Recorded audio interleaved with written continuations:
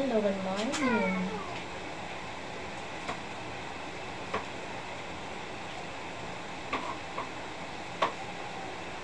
Ang init ang panahon, sobra.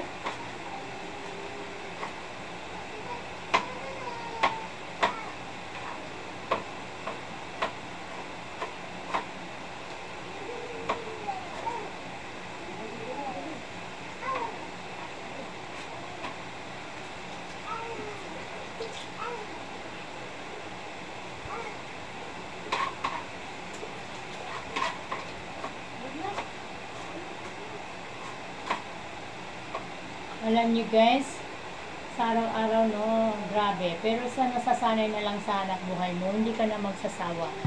Lagi mo nang hinahanap sa araw-araw mo, pag-iikot ng buhay mo. Tulad sa sitwasyon ko, sa araw-araw, hinahanap ko na yung ganitong sitwasyon, yung pagluluto. Kaya nga nakakatuwa. Huwag lang samahan ng katamaran, parang hindi ma-stop yung hanap buhay mo. Pag ikaw tinamad, wala na. Masasanay ka na hindi na magluluto, hindi ka na magtitinda. Kaya, yun na yun, nagiging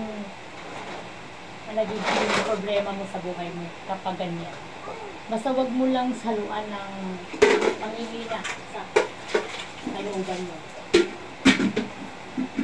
Kasi may time kasi na naghanap buhay tayo, na matumal, mahina yung hanap buhay natin. Kung natin isipin yun, natural lang yun sa buhay ng tao.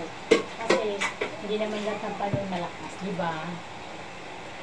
Kaya magiging tiyaga tayo at kailangan mahaba yung ating patience kasi ganun talaga.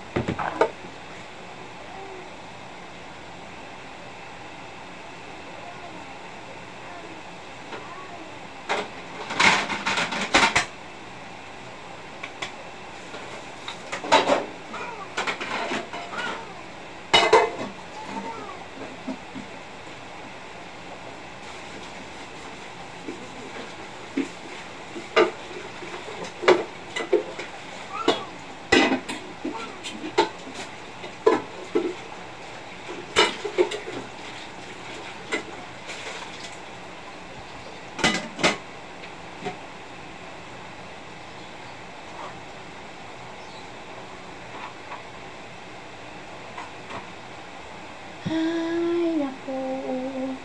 Grabe. Ang init.